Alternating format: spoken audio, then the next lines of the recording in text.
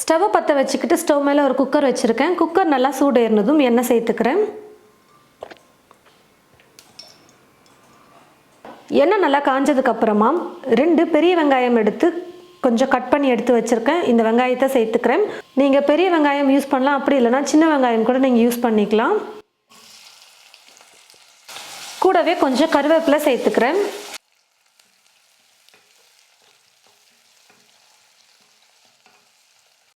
வெங்காயம் ஓரளவுக்கு நல்லா வதங்கினதுக்கப்புறமா 2 தக்காளி பழம் எடுத்து நான் கட் பண்ணி வச்சுருக்கேன். இப்போ இதை சேர்த்துக்கிறேன். 1 டீஸ்பூன் இஞ்சி பூண்டு விழுது சேர்த்துக்கிறேன்.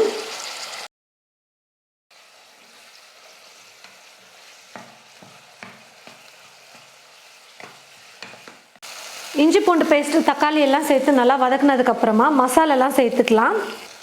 1 டீஸ்பூன் வெறும் மிளகாய் தூள் சேர்த்துக்கிறேன். 1 டீஸ்பூன் மட்டன் மசால் வந்து சேர்த்துக்கிறேன். 1/2 டீஸ்பூன் மல்லித்தூள், 1/4 டீஸ்பூன் மஞ்சள் தூள், தேவையான அளவு உப்பு சேர்த்துக்கிறேன். இது கூடவே வந்து பார்த்திங்கன்னா 1/2 கிலோ மட்டன் வந்து நான் எடுத்து வச்சுருக்கேன். தண்ணியில் மட்டனை வந்து நல்லா கழுவிட்டு தண்ணி இல்லாமல் நான் வந்து எடுத்து வச்சுருக்கேன். இப்போ இந்த மட்டனையும் சேர்த்துக்கலாம். எல்லாத்தையும் சேர்த்துட்டு நல்லா ஒரு 2-3 நிமிஷத்துக்கு நான் வந்து கலந்து கொடுத்துக்கிறேன். நான் வந்து பார்த்திங்கன்னா இப்போது ஒரு 3 நிமிஷத்துக்கு மசால் மட்டன் எல்லாம் சேர்த்துட்டு நல்லா நான் வந்து வதக்கிக்கிட்டேன். மட்டனை வந்து நல்லா வதக்கி எடுத்ததுக்கு அப்புறமா தேவையான அளவுக்கு தண்ணி சேர்த்துக்கலாம். குக்கரில் இப்போ நம்ம விசில் விட்டு வேக வைக்கிறதுனால தண்ணி வந்து ட்ரை ஆகாது. நம்ம எவ்வளோ சேர்க்குறோமோ அந்த அளவுக்கே தண்ணி இருக்கும், அதனால் பார்த்து சேர்த்துக்கோங்க. இப்போ குக்கர் மூடி போட்டு மூடிடுறேன். இந்த குக்கரில் வந்து பார்த்தீங்கன்னா 5லேருந்து 6 விசில் விட்டு எடுத்தால் தான் மட்டன் வந்து நல்லா வெந்து வரும். 5-6 விசில் விட்டு எடுத்துக்கிறேன். ஒரு மிக்ஸி ஜார் எடுத்துக்கிட்டு அந்த மிக்ஸி ஜாரில் 1 கைப்பிடி அளவுக்கு தேங்காய் எடுத்துக்கிறேன். ரொம்ப அதிகமாக தேங்காய் சேர்த்தா டேஸ்ட் வந்து ரொம்ப நல்லா இருக்காது. கொஞ்சமாக தேங்காய் சேர்த்துட்டு செஞ்சு பாருங்கள், டேஸ்ட் வந்து சூப்பராக இருக்கும். குழம்பு சாப்பிட்றதுக்கே அவ்வளோ சூப்பராக இருக்கும்.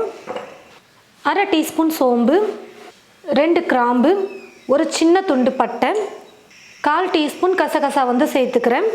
இப்போ இது எல்லாத்தையும் நல்லா நைஸாக நம்ம தண்ணி சேர்த்து அரைச்சி எடுத்துக்கலாம். எல்லாத்தையும் சேர்த்து நல்லா நைஸாக நான் வந்து பார்த்திங்கன்னா தண்ணி கொஞ்சமாக சேர்த்து அரைச்சி எடுத்துக்கிட்டேன். 5-6 விசில் விட்டு எடுத்துக்கிட்டேன். விசில் வெயிட் வந்து பார்த்திங்கன்னா குறைஞ்சி வந்துருச்சு. மட்டன் வந்து பார்த்திங்கன்னா இப்போ நல்லா வெந்து வந்திருக்கும். விசில் வெயிட் குறைஞ்சதுக்கப்புறமா திரும்பவும் ஸ்டவ்வை வந்து நீங்கள் பற்ற வச்சுக்கிட்டு குக் பண்ணிக்கோங்க. நம்ம இப்போ அரைச்சி வச்சுருக்கிற இந்த மசாலா சேர்த்து கொஞ்சம் நேரம் குக் பண்ணணும். இப்போ இந்த தேங்காய் விழுதை வந்து சேர்த்துக்கிறேன். கொஞ்சமாக தண்ணி சேர்த்துட்டு உங்களுக்கு குழம்பு எந்த பதத்துக்கு வேணுமோ அதுக்கேற்றது போல் தண்ணி மிக்ஸி ஜார்லேயே கொஞ்சம் தண்ணி சேர்த்து அலசிட்டு நீங்கள் சேர்த்துக்கோங்க. நான் வந்து கொஞ்சம் தண்ணியாக வச்சுருக்கேன் பாருங்கள். சாதத்தோடு பிசைஞ்சு சாப்பிட கொஞ்சம் தண்ணியாக இருந்தால் நல்லாயிருக்கும். இந்த மசாலா ஊற்றி அரைச்சிருக்கிறதுனால ஒரு 5லேருந்து 6 நிமிஷத்துக்கு நம்ம குக் பண்ணிக்கிட்டால் போதும்.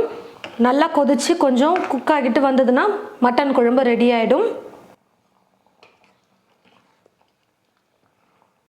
ஸ்டவ்வை மீடியம் ஃப்ளேமில் வச்சுக்கிட்டு நல்லா ஒரு 5லேருந்து 6 நிமிஷத்துக்கு நான் வந்து குக் பண்ணிக்கிட்டேன். எண்ணெய்லாம் மிதந்து சூப்பராக கொதிச்சு வந்துருச்சு பாருங்கள்.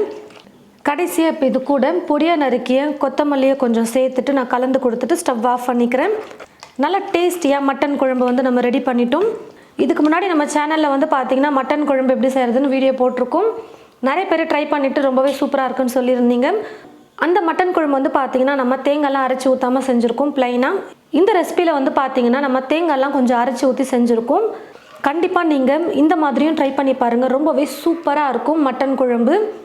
வெறும் சாதத்துக்கு மட்டும் இல்லாமல் சப்பாத்தி, தோசை, பூரி, நான் இந்த மாதிரி எல்லாத்துக்குமே வந்து பார்த்திங்கன்னா நீங்கள் தொட்டு சாப்பிடக்கூடிய அளவுக்கு நல்லா டேஸ்டியாக இருக்கும். இந்த மாதிரி நீங்கள் மட்டன் குழம்பு செஞ்சிங்கன்னா கண்டிப்பாக ட்ரை பண்ணி பார்த்துட்டு எப்படி இருக்குன்னு சொல்லிட்டு மறக்காமல் கமெண்ட் பாக்ஸில் வந்து கமெண்ட் பண்ணுங்கள்.